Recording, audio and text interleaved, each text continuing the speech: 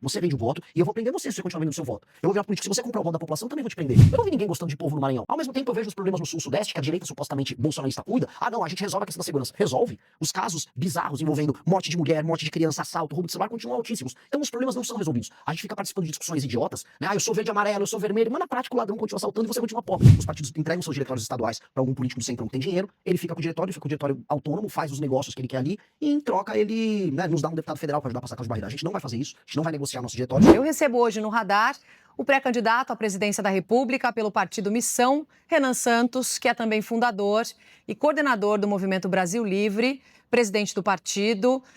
Presidente, pré-candidato, seja muito bem-vindo aqui aos estúdios do SBT News em São Paulo. Muito obrigado, uma honra estar aqui presente, um fã aqui do canal, então, enfim, vai ser um prazer trocar ideia com vocês.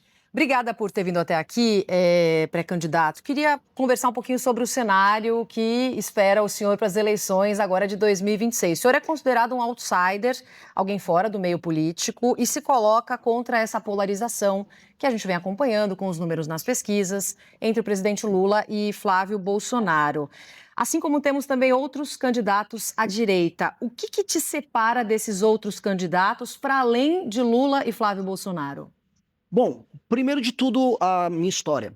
Como você descreveu, eu vim do movimento político, o Movimento Brasil Livre, que há mais de 10 anos vem lutando contra a corrupção, organizou as maiores manifestações que derrubaram a ex-presidente Dilma Rousseff, lutamos a favor da Operação Lava Jato. Quando o Bolsonaro chega ao poder e começa a errar, e a gente começa a ver escândalos acontecendo no governo Bolsonaro, diferente do restante da direita, especialmente dos pré-candidatos à direita, eu não passei pano, nem eu, nem o meu grupo, e nós pagamos um preço por isso. Ou seja, se está cometendo erro, se está roubando, se está agindo contra aquilo que a gente considera correto, não importa se você é de esquerda ou de direita, a gente vai bater. Essa sempre foi a nossa lógica.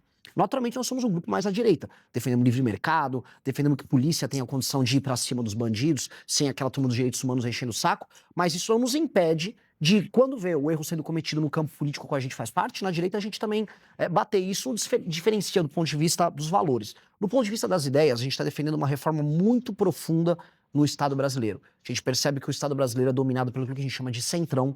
O centrão é absolutamente corrupto e isso está impedindo regiões inteiras do Brasil de se desenvolver. Eu rodei agora o Maranhão, estava rodando o Nordeste, é muito triste que eu vi ali. As pessoas continuam migrando do Nordeste para o Sudeste, para o Sul do Brasil, e há um motivo. E o motivo é político, e a gente quer resolver esse motivo para que o Brasil inteiro seja desenvolvido. O senhor não quer conversar com o eleitor mais moderado, então? O senhor se classifica como extrema-direita?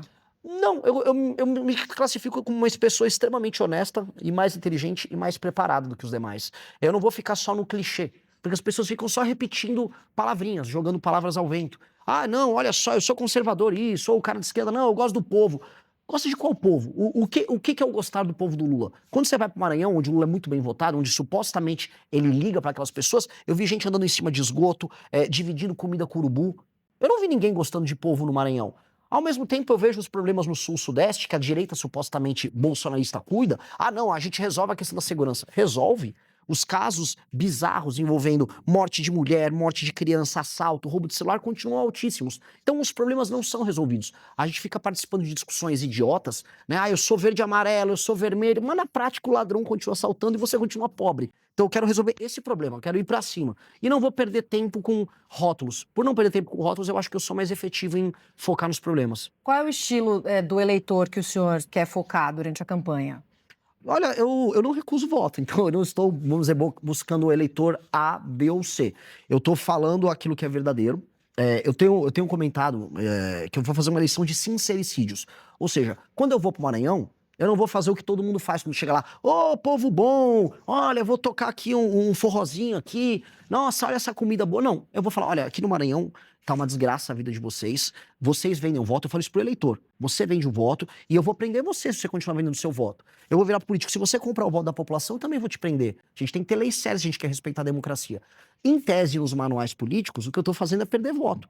Mas o que eu vi foi outra coisa. Eu falei a verdade pro eleitor, eu tratei o eleitor de uma maneira madura, tratei ele como adulto, e o eleitor respondeu de maneira positiva. Ele falou, não, Renan, você tem um ponto, você tá certo. Tanto que nos lugares onde eu cometo esses sincericídios, ou seja, onde eu falo verdades que, em tese, não se fala pro eleitor, as pessoas estão reagindo bem.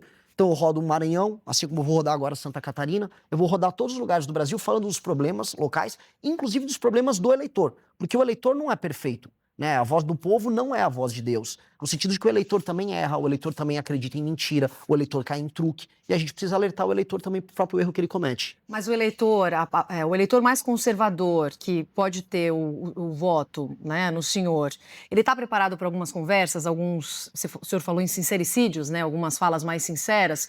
O senhor recentemente, respondendo a um vazamento de mensagens da imprensa, falou sobre o uso, por exemplo, de cogumelos alucinógenos. O eleitor, por mais que tenha estudo, tenha comprovação científica já no nosso país, o eleitor mais conservador, ele está pronto para esse tipo de conversa? Eu não sei se ele está pronto, porque eu não vou fazer mentir para ele. Né? Se eu precisar mentir para ele, porque ele não tá pronto para assunto A, B ou C, quer dizer que eu sou um mentiroso, quer dizer que eu sou um farsante. Eu não tô afim desse papo. Como eu te disse, eu quero uma eleição em que as pessoas serão tratadas como pessoas, como adultos. Se for tratar como criança, eu vou inventar, não, na verdade, vazou uma conversa, mas era uma IA. Não, olha só, assim, uma vez eu tomei uma microdosagem para me ajudar a trabalhar mais. Muita gente no mercado financeiro, muita gente no Vale do Silício, o Elon Musk já fez a mesma coisa, e eu acho que eu fiquei mais produtivo com isso, inclusive gostaria de ver isso no SUS, tanto a psilocibina quanto o canabidiol do SUS. Não acho problema nenhum em tratar de sistemas. Eu não vou colocar o eleitor como um idiota. Mesmo que alguns não estejam prontos, mas é da vida, né? Não se agrada a todo mundo.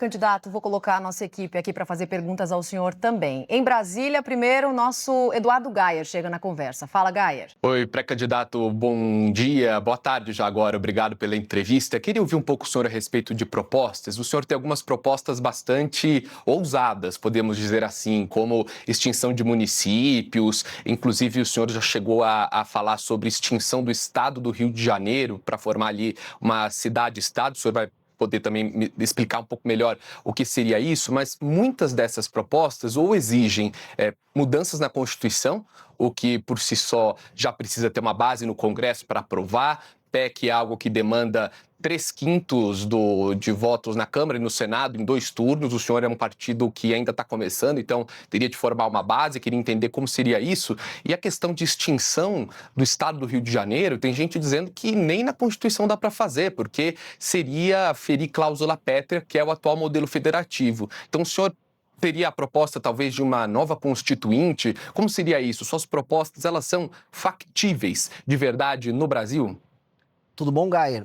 Excelentes perguntas, né? Sobre os municípios e depois sobre o Rio de Janeiro. Sobre os municípios, o que eu proponho é a fusão de municípios.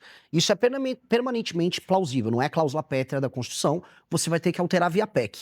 Alterar via PEC, se eu precisar fazer uma reforma fiscal que todos os pré-candidatos a presidente vão precisar fazer, será via PEC. Se eu precisar endereçar boa parte das questões que envolvem alterações nas leis penais, leis de processo penal, algumas delas terão que ser via PEC também. A real é que, infelizmente, a nossa Constituição, como ela abarca tudo, ela faz o que você tenha que fazer PECs, como você mesmo citou, para tudo. E o próximo presidente da República terá que fazer isso. Eu, assim, o farei. E eu acho que nós precisamos fazer um governo muito reformista que altere a dinâmica. E por que eu quero fundir municípios de maneira clara? A maior parte dos municípios brasileiros não se sustenta e são muito mal administrados. Município pequeno que é mal administrado, tem baixos indicadores, números de desenvolvimento humano, números de saúde, saneamento básico, educação, tem que se juntar com outros municípios e ter um prefeito só e 9 vereadoras. Eu vou demitir um monte de prefeito e um monte de vereador no Brasil, que é basicamente um bando de parasita. Isso precisa ser feito.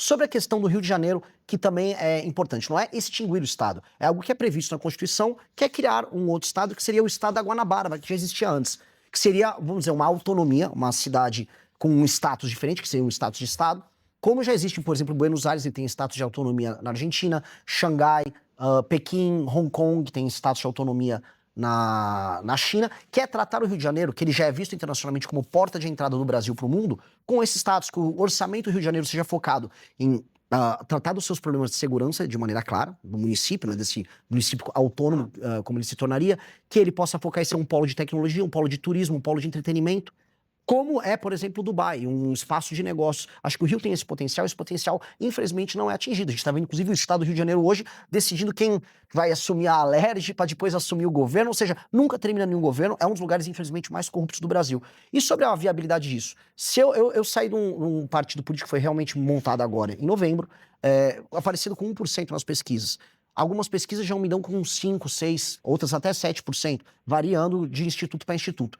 Se eu chegar até o final das eleições com 50% mais um dos votos, significa que eu movi a sociedade brasileira ao redor dessas propostas. E se eu conseguir fazer isso, não só o meu partido vai ter uma base, mas outros políticos eleitos por outros partidos também vão ser eleitos com uma plataforma similar. E aí é uma questão minha de ter a habilidade de saber montar uma composição majoritária na Câmara e no Senado.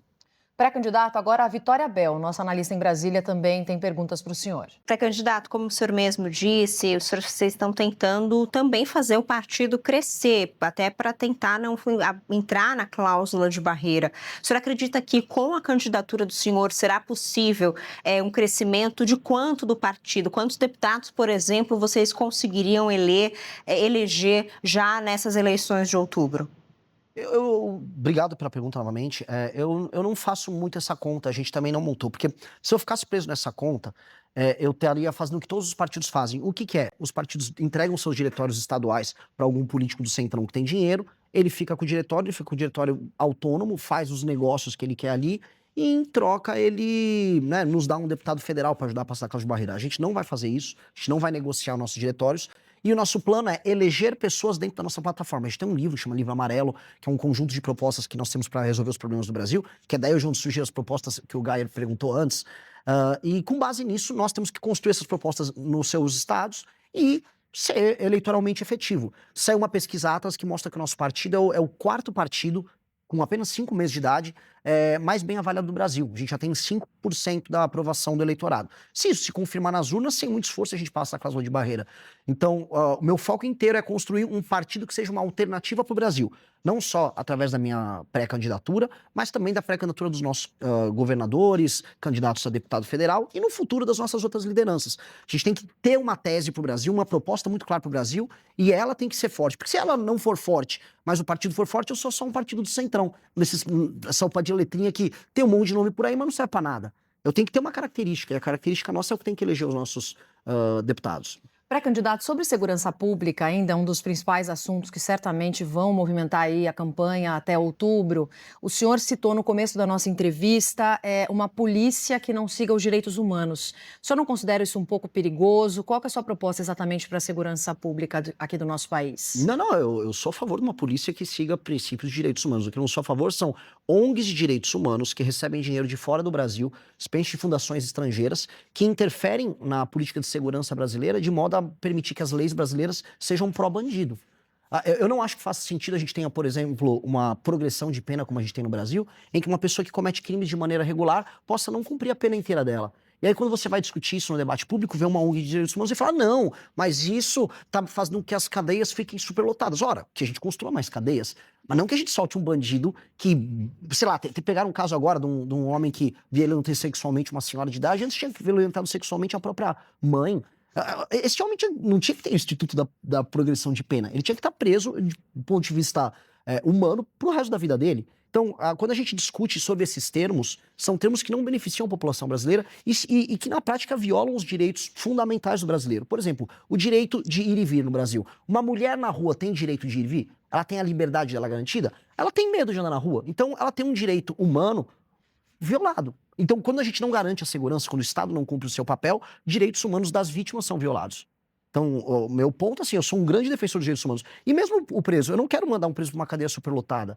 Eu não quero mandar um preso para ser torturado na cadeia. Eu quero que ele fique em uma cadeia, preso, cumprindo uma pena. Uma cadeia digna, dando uma comida simples, que ele faça um trabalho ali dentro e pronto. Não tô propondo nenhuma tortura. Por mais que alguns até mereçam, mas eu não tô propondo isso, não.